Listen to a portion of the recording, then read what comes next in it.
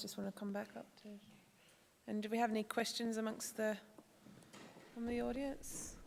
There's one there from Austin.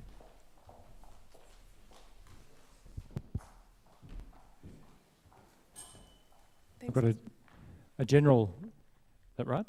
Yeah, a general question. First of all, fantastic job that you guys are doing. It's just extraordinary given the circumstances you have to work in. One question I've got, and it goes to Susan's point about, I think you said, Susan, that no recovery without rebuild, no rebuild without insurance. And it seems to me that we're planning for communities. We get the business involved, but I'm just wondering what the role of insurance is in all this, in the planning process to make our cities more resilient and flexible, and also not just obviously in the recovery phase, but in the actual upfront planning phase. Do the insurance companies actually get involved in that phase?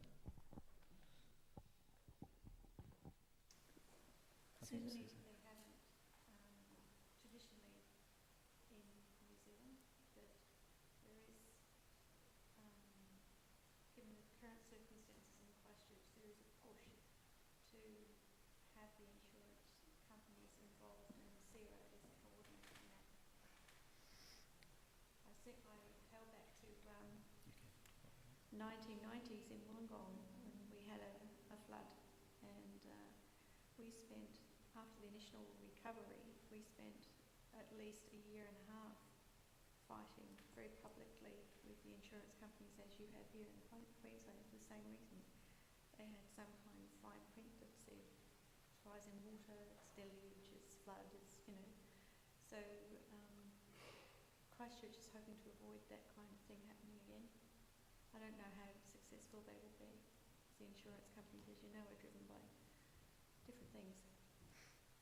If I can just take a slightly different perspective on the question, again from a broader perspective, if we look at climate change, we know through the Insurance Council of Australia that there's somewhere in the order of 800,000 coastal properties that they refuse to insure for storm surge, erosion, those sorts of things. So from the perspective of some of the bigger issues that are confronting us, which manifest themselves often in natural disasters, the insurance industry is absolutely key to policy development, because what the Insurance Council is doing is in effect hanging the sword over governments and saying, unless you intervene through policy, if one of these events occurs in these sorts of locations, and bushfire in Victoria is another good example, we're not going to insure. So they're going to drive policy in certain circumstances. From a Queensland perspective, we've chosen to engage with the Insurance Council, and certainly the Insurance Council are aware of the work that we have been doing. I would caution against a situation which perhaps occurred in New Orleans with Hurricane Katrina, where insurance companies came out, as I understand, with some very prescriptive requirements for the urban form. Thereafter, and that urban form compromised the expectations of the community. So we need to be careful that the tail doesn't wag the dog, that they are part of the consideration matrix, but they are not the sole consideration element. Is there any other questions?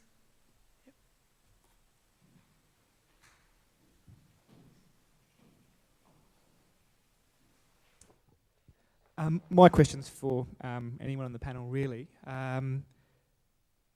We heard a lot about the great work that sort of centralised disaster response authorities have been doing in this space. But I think what we saw here in Brisbane after the floods, especially in the immediate aftermath, was informal community response to disaster. So people sort of banding together, cleaning up, distributing food, all kinds of services. I just wanted your thoughts on ways that kind of disaster response can be fostered, I suppose. I mean, it's part of, I think, the human system that we respond well in adversity, and typically it'll be as much bottom-up driven response as it is top-down driven response. And you've got the examples that we've seen today. I've just mentioned the bushfires in Victoria. We've had bushfire events in other locations. And they're the sorts of responses that you see. But I think it's also useful to reflect on something like the global financial crisis and the response that was introduced there by the federal government through the economic stimulus package, which was very much a top-down driven approach to a crisis that the community was largely locked out of. Now, I'm not saying that's good, I'm not promoting that, but it responded to a particular set of circumstances that many economic commentators would say was a necessary response and cut out, as was the example in Queensland with the Reconstruction Authority, many of the statutory processes that have been put in place as checks and balances to protect the community interest. Now, I think we're all going to be around in 10 years' time to judge whether or not the outcomes have been good or bad. But it's interesting to look at different perspectives given the uniqueness of the different events. I think in Christchurch, it's a relatively small, it's a large country town really, if you like, 360,000 people. And the council was very vocal under Mayor Bob Parker's leadership in saying support each other, and that theme went on for weeks after the initial earthquake because it took them a while to mobilise. The central government, local government, the emergency services were doing all they could, but at the end of the day the communities very much had to support one another. They were encouraged, go and find your neighbour. How are they? What do they need? You know, so there's a very conscious strategy on the part of the Christchurch City Council, and it worked very well. I think it built up a great deal more community spirit than ever there had been before. Some more questions? Yep. Two more here.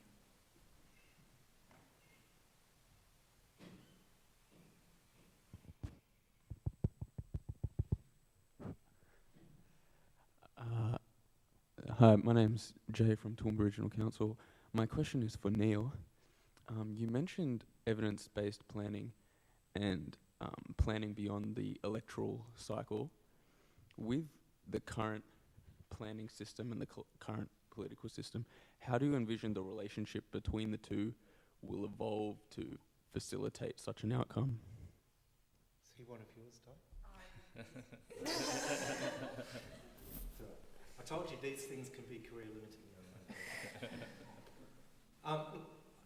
The part of the response to the question is these things are temporal, and they tend to, the dynamics change with the change in political leadership and the complexion of government. And what we're talking about here in the context of your question is 3 tiers of government: federal, state and local. Of course, in New Zealand there's 2 tiers of government, unless you tell me there's regional government as well. No. So you've got to build all of that in. So, you know, I could give one response for Queensland that might be different to the response that I might give in the Northern Territory or the ACT government.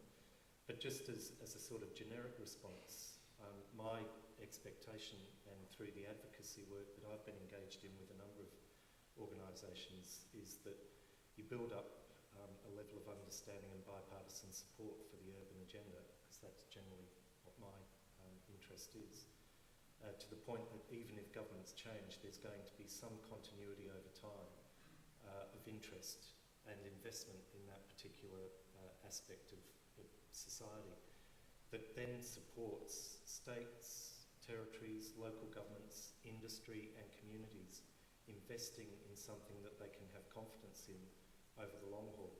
And I think 2 good examples are both ACT and South Australia, and there may be others, but both of those have state legislation that require there to be a strategic plan for the state, or for, in the case of South Australia, Adelaide as a metropolitan centre. And one of the underpinning philosophies in that existing within legislation is to, one, compel governments to think strategically beyond the electoral cycle, and secondly, to bind governments in or parliaments into the process. So even if direction of the politics changes, there is some ongoing commitment of the incoming government to a process that's already in train, because we know, and we've had the conversation very briefly today, that the critical linkage between infrastructure planning and strategic planning, I think Di mentioned that in her opening remarks. How can utilities, major government agencies, private sector investors invest with confidence in the sort of infrastructure that Australia is contemplating for, you know, almost doubling its growth in population in the next 50 years, if there's the frailty of governments completely altering course in the way that cities and regions are going to develop? I didn't mention the word in my presentation, but the principle of subsidiarity, I think, is quite important here. And whilst there is the need to take on board grassroots interests in helping form or inform the precise nature of development outcomes and the provision of facilities and services, equally there's got to be some sort of responsiveness to any higher level policy instruments that are being developed, and it's binding all of those things together. Excellent. We had one more question, I think there was, no? Oh.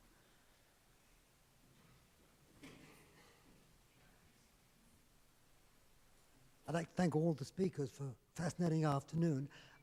You all touched on by the way, my name's Phil Hayward and I'm from the Queensland University of Technology, Urban and Regional Planning. You all touched on the role of collaboration in recovery, etc. And I wondered if I could ask Susan the sorts of roles of community boards in Christchurch and in Auckland as, you know, a collaborative but institutionalised phenomenon, and Brendon, whether there's any possibility that this wonderful spontaneous community collaboration you evoked could be continued on in your mind after Reconstruction Authority finishes its work, to provide a continuing link between the communities and government. I think certainly in Christchurch it will, whether in an informal or a formal way, because it has proved to be such a bonding experience for all of them. In Auckland, the 21 community boards that have been set up, they're still finding their feet, they're still finding their role, and determining how they can best contribute to the landscape, the new landscape that's there. The community boards were really an effort to provide a conduit from the large super city back to grassroots community, obviously. It's only 1 year on, they're only babies yet. So, yeah, early days for Auckland. Phil, in relation to our experience, we are preparing our lessons learned document so that things that we've picked up on our journey in the Reconstruction Authority, where they're appropriate to go back into the mainstream government agencies, they do. And certainly the experience that we've had with, say, the likes of Grantham and Far North Queensland through the development of the guidelines in Tully Heads and Hull Heads was very active engagement, and it's not a usual process that you would find the state government actively involving. Leave that normally to the local government. The circumstances were such, though, that the council needed the support of the state, and how that translates into the future in terms of the realisation, I think we need to see, because Queensland's obviously a massive state, but I think that there is some opportunity to see more active engagement. Noting, however, that there will always be communities who want more than what perhaps can be always achieved, and we were very fortunate in this situation, particularly in the Lockyer, where we were able to deliver on the community's aspirations. I'm not sure that we'll have the same luxury, being realistic, well into the future, but that level of engagement, I think we've all been to community engagement sessions before where the number of staff have outnumbered the number of participants that have gone to them, but this was truly a community engagement exercise, and I'd certainly love to see that into the future, and we will certainly be documenting all that for government into the future. It would seem to be a wasted or very exciting new space in Grantham, new housing areas, just to let the thing evaporate. And it might even be a there's, if it's just a once-off, I think that there will be people who will always point the finger.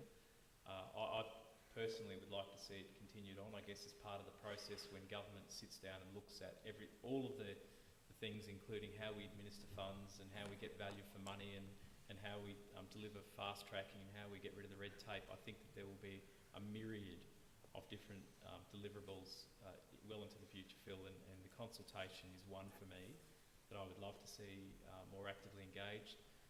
The only reservation I have about how that might happen across a state the size of Queensland is the capacity.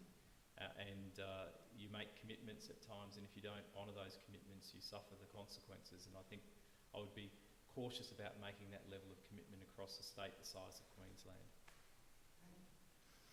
Well, thank you very much again to the panel of speakers this afternoon.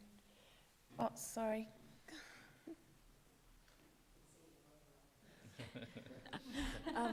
I think now's a good time just to let everyone know, and some of you might have heard before already, that PIA has been granted a National Emergency Management Project grant, and the purpose of that grant is to provide support to planners post-flood, not just Queensland, but those in flood-affected communities throughout the rest of the country, and that's really focused around 4 key areas.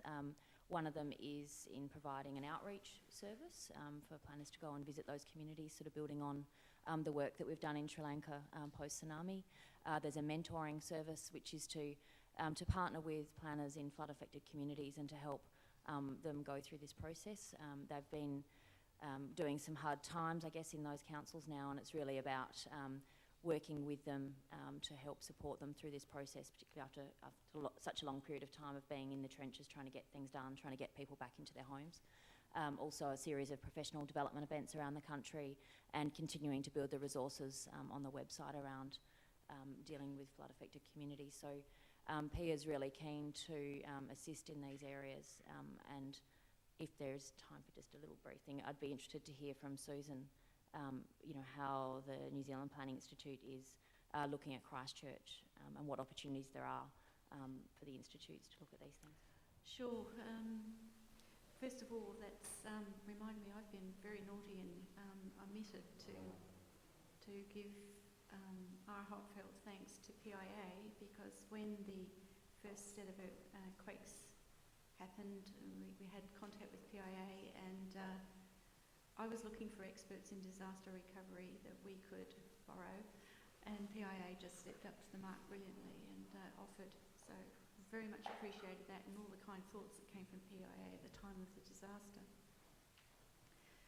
NZPI have been very active. It's taken up about 4 months of my year just working on the Christchurch issue alone this year. When it first happened, we went into our own form of recovery mode. We have 200 members in the Christchurch area. I have just 5 staff, full-time staff. So we're a small organisation, but because we're small, we're nimble. So we hit the phones and we contacted every one of those 200 members to make sure that they were okay. Did they need anything? Some needed counselling, some needed accommodation. We set up a database of accommodation from other members that offered free accommodation to people who wanted to get out of Christchurch. So that was the beginning of our involvement. We did the usual collect donations things. We brought in an expert from Katrina Ed Blakely to help out the council in their decision making. We made formal offers of help to Sarah and to Christchurch City Council. I set up a think tank in Christchurch, so all of our members, planners, came together and came up with a list of issues and recommendations that went to Christchurch, to the City Council and Sarah for consideration, and pathways to new beginnings, I think we called it. We've made submissions. We are on the advisory panel in the Christchurch area for the rebuild, so we have been quite active and will continue to be, and we've made the commitment that long after it's no longer news, we will be there. Thank you. Is there anybody else with any important announcements? Thanks again to all of our speakers. It's it's quite amazing what can be achieved in the face of adversity, and it's quite I don't know, a bit shameful that we actually have to wait for some sort of disaster to happen for innovation to be created and for us to get this energy and motivation to change systems and be outcomes focused and to do things in a way that when necessity requires. So I would hope that we don't have to wait for the disaster, and some of the talk that Christine was highlighting this morning, we're probably in the middle of it, and